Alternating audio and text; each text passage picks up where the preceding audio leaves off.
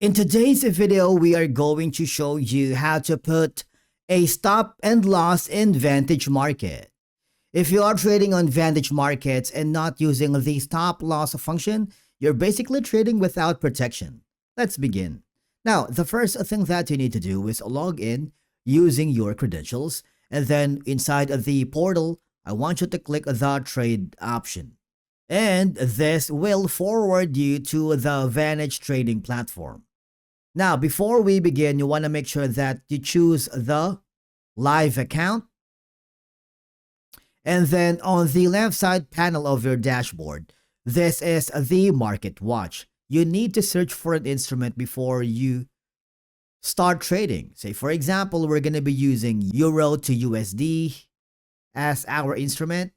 And then you have two options here. You can use the sell by market or buy by market.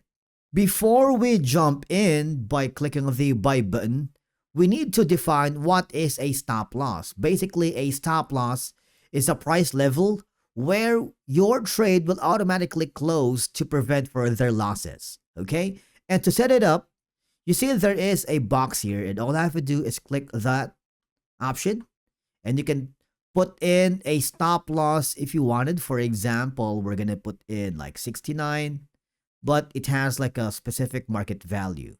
All right, click that, and with this, it protects your capital, it protects your risk, it removes any emotional trading decisions. And once you are ready, all I have to do is to confirm the trade. Tap buy, or if you want, tap sell. It's up to you. Once you've done that, congratulations, you have already put a stop loss in Vantage Market. Thank you so much for watching. We will see you again in the next video.